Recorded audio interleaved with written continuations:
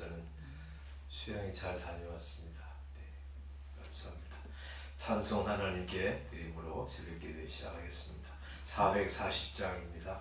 어디든지 예수 나를 이끌면 440장 찬양하겠습니다.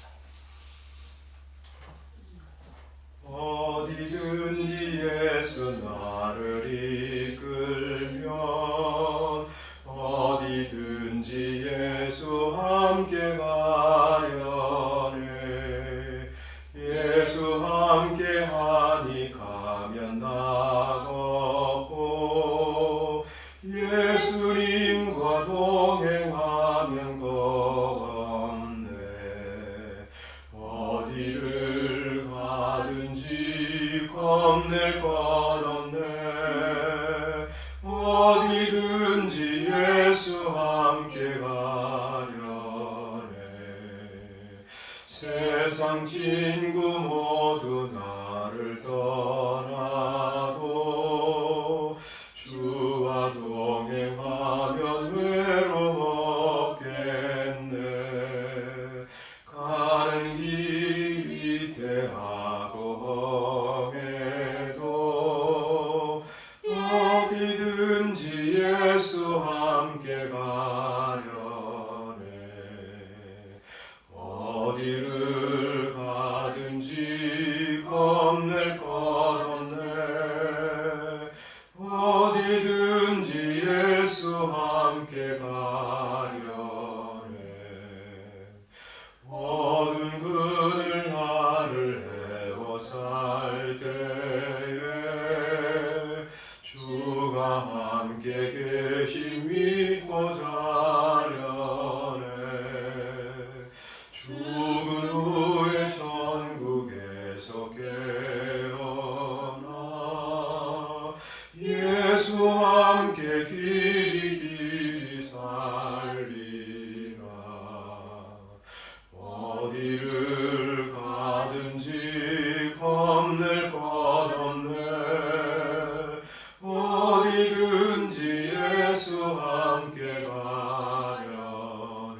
1절 어디든지 예수 나를 이끌면 어디든지 예수 함께 가려네. 예수 함께 하니 가면 나걷고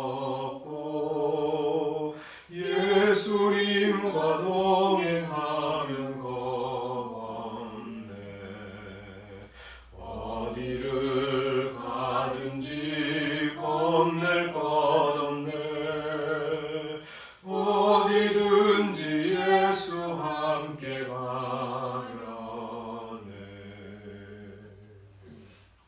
아멘. 오늘도 예수님 손 붙잡고 주와 함께 동행하는 하루 되기를 소원합니다. 하나님의 말씀 역대상 17장 1절부터 15절 말씀까지 역대상 17장입니다. 17장 1절부터 15절까지 우리 찾으셨으면 함께 읽겠습니다. 시작. 다윗이 그의 궁전에 거주할 때에 다윗이 선지자 나단에게 이르되 나는 백향목 궁에 거주하거늘 여호와의 언약궤는 휘장 아래에 있도다. 나단이 다윗에게 아뢰되 하나님이 왕과 함께 계시니 마음에 있는 말을 모두 행하소서. 그 밤에 하나님의 말씀이 나단에게 임하여 이르시되 가서 내 종 다윗에게 말하기를 여호와의 말씀이 너는 내가 거할 집을 건축하지 말라. 내가 이스라엘을 애굽에서 올라오게 한 날부터 오늘까지 집에 있지 아니하고 오직 이 장막과 저 장막에 있으며 이 성막과 저 성막에 있었나니 이스라엘 무리와 더불어 가는 모든 곳에서 내가 내 백성을 먹이라고 명령한 이스라엘 어느 사사에게 내가 말하기를 너희가 어찌하여 내 백향목 집을 건축하지 아니하였느냐고 말하였느냐 하고 또한 내 종 다윗에게 이처럼 말하라. 만군의 여호와께서 이처럼 말씀하시기를 내가 너를 목장 곧 양떼를 따라 다니던 데에서 데려다가 내 백성 이스라엘의 주권자로 삼고 내가 어디로 가든지 내가 너와 함께 있어 네 모든 대적을 내 앞에서 멸하였은즉 세상에서 존귀한 자들의 이름 같은 이름을 네게 만들어 주리라. 내가 또 내 백성 이스라엘을 위하여 한 곳을 정하여 그들을 심고 그들이 그곳에 거주하면서 다시는 옮겨가지 아니하게 하며 악한 사람들에게 전과 같이 그들을 해치지 못하게 하여 전에 내가 사사에게 명령하여 내 백성 이스라엘을 다스리던 때와 같지 아니하게 하고 또 내 모든 대적으로 내게 복종하게 하리라. 또 내게 이르노니 여호와가 너를 위하여 한 왕조를 세울지라.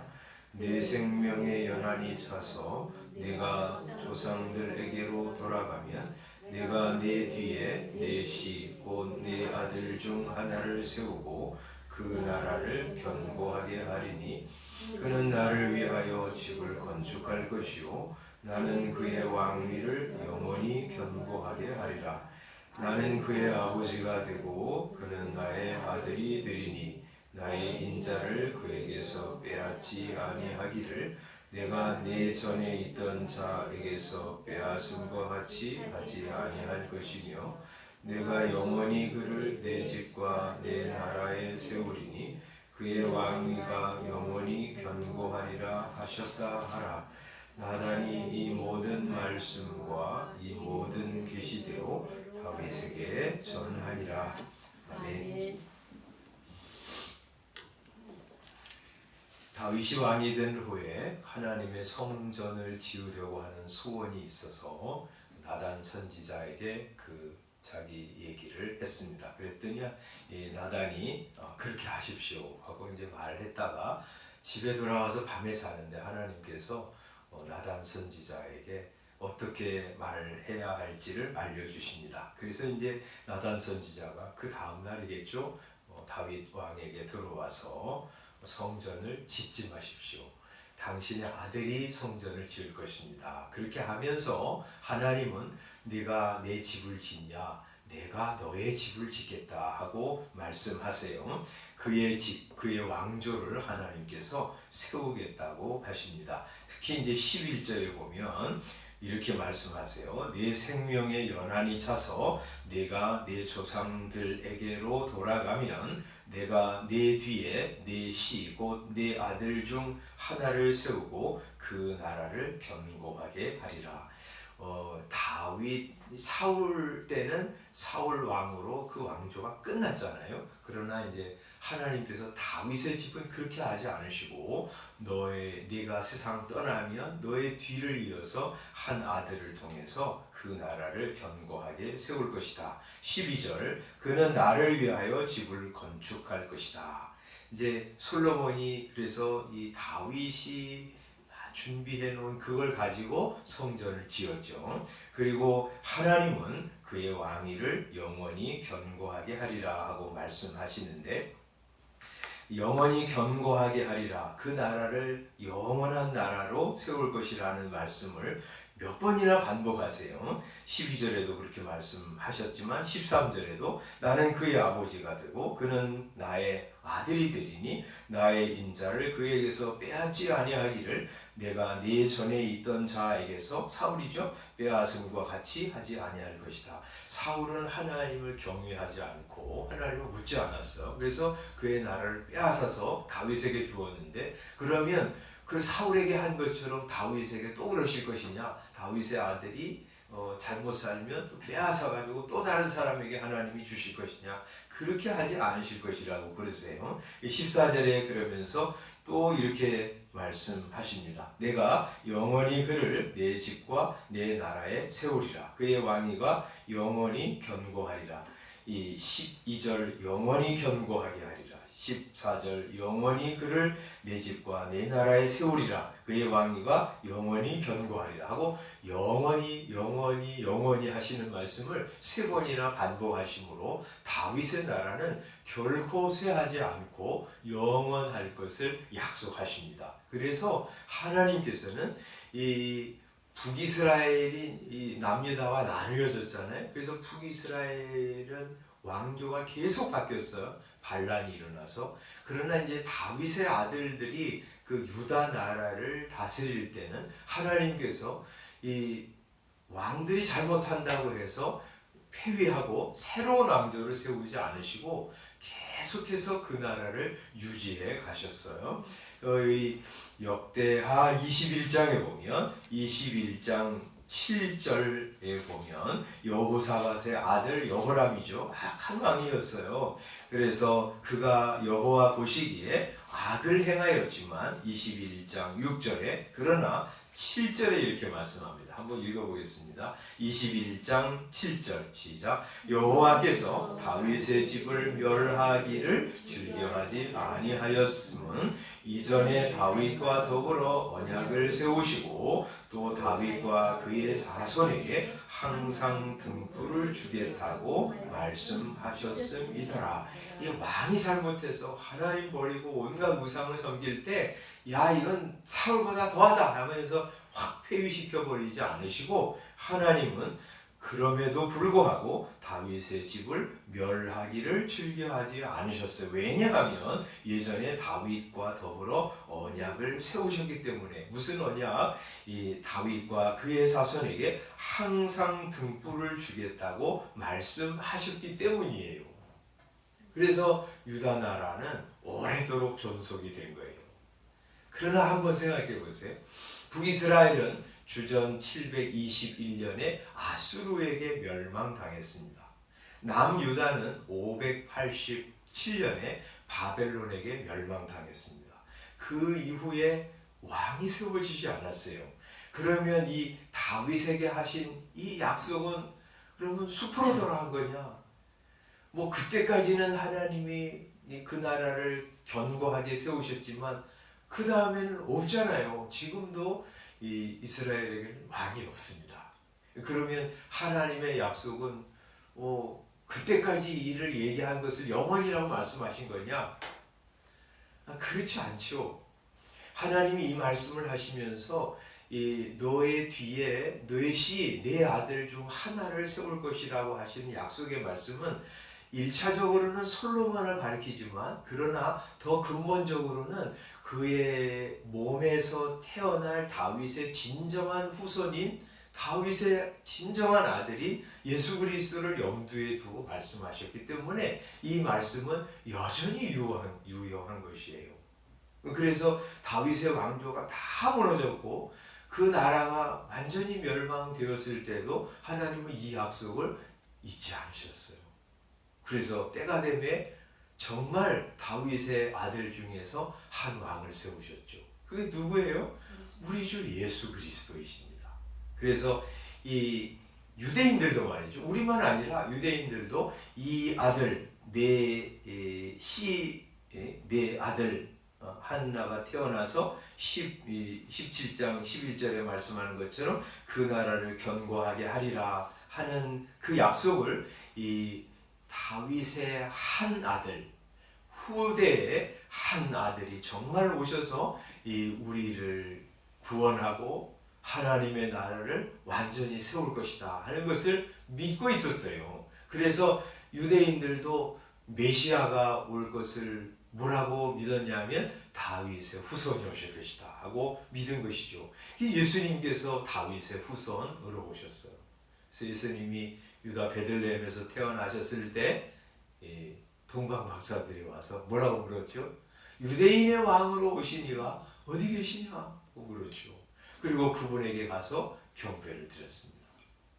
예수님이 이제 30세가 되었을 때 공적인 사역을 시작하셨어요. 그래서 많은 사람들이 예수님을 향해서 다윗의 자손이요, 나를 불쌍히 여기소서 하고 예수님을 다윗의 아들, 다윗의 후손이라고 믿고 불렀습니다.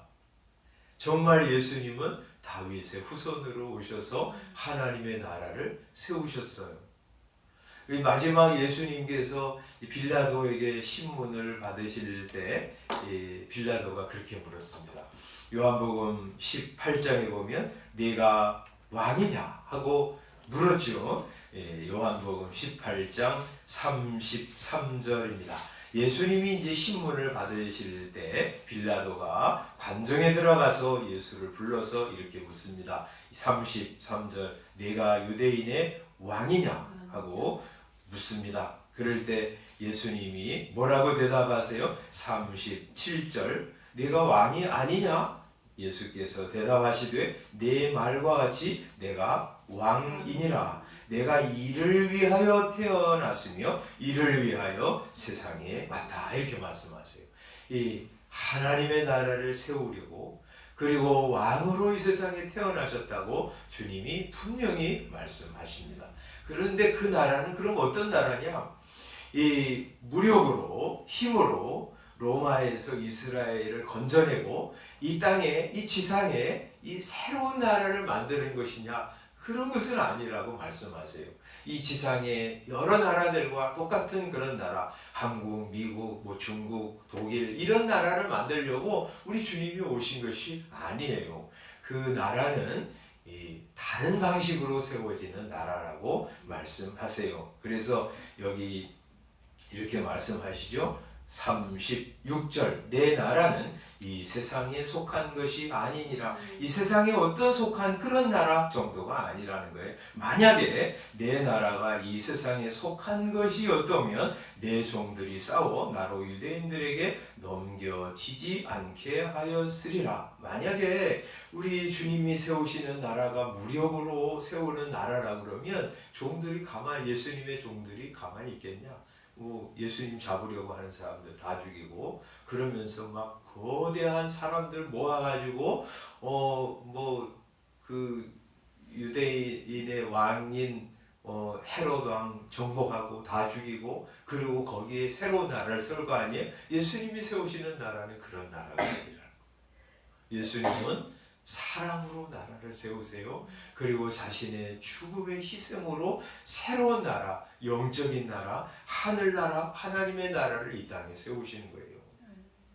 그리고 그 나라를 십자가로 세우셨어요. 그리고 그를 믿는 모든 사람들을 그 나라의 백성이 되게 하세요.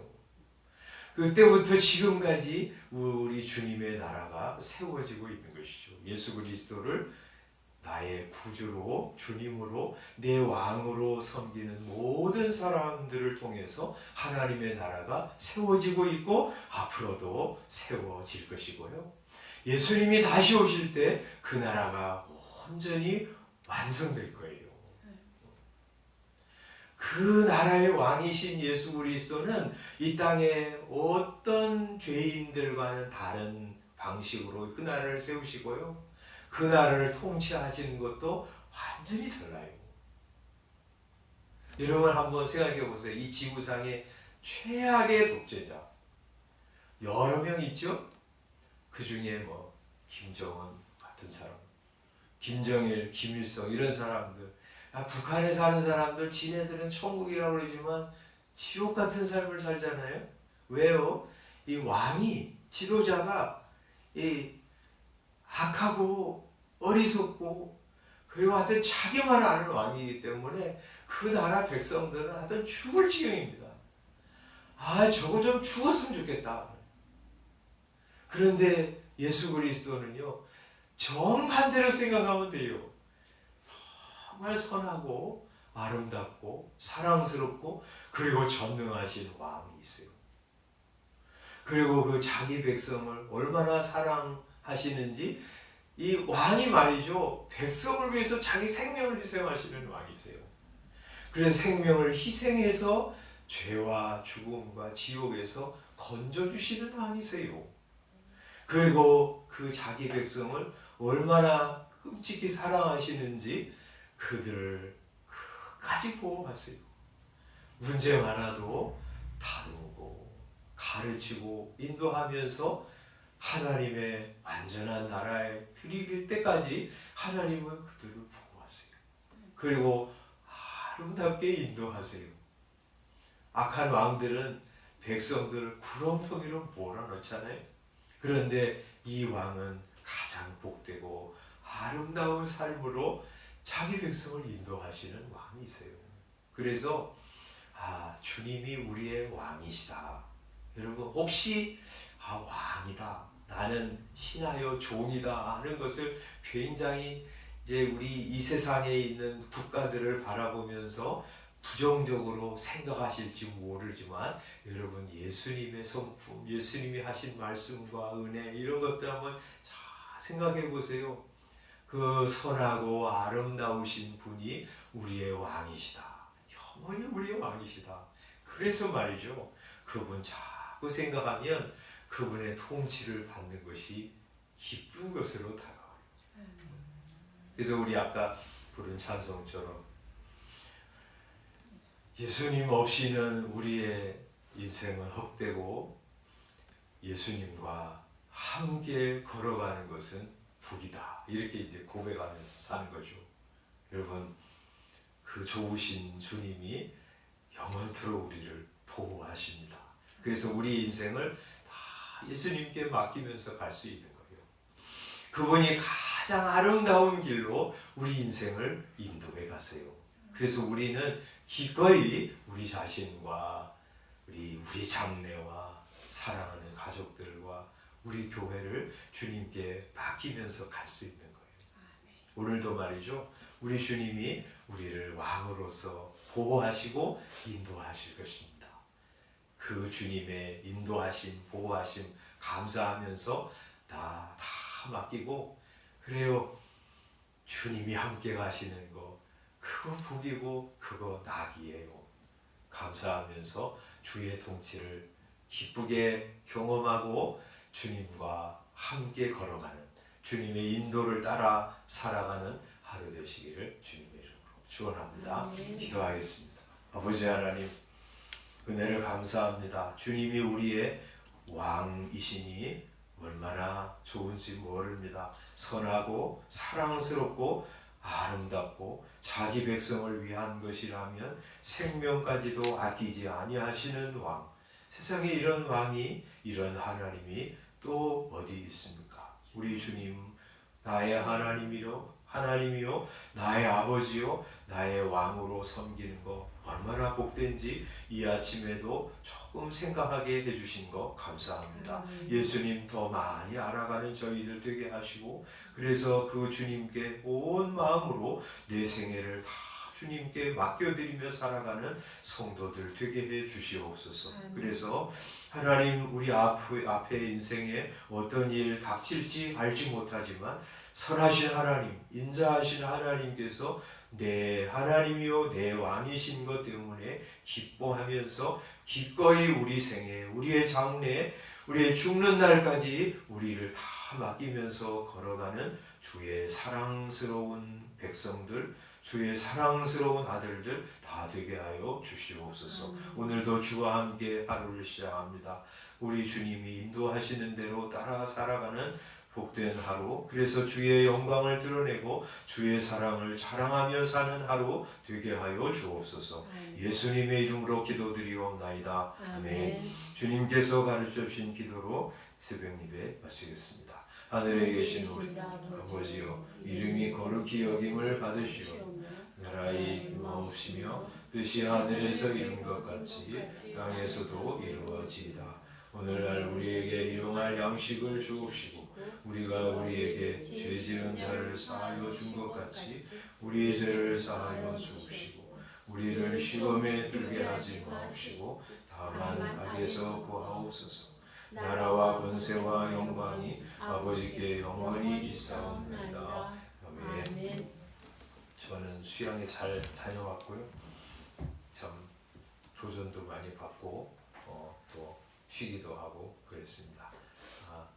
우리 주님이 베풀어 주시는 은혜가 얼마나 많은가 하는 거 한번 깨닫고 하는 나중에 그런 얘기 좀 나누도록 그렇게 하겠습니다. 오늘 기도하고 주와 함께 동행하는 복된 하루 되시기를 바랍니다. 기도하고 들어가겠습니다.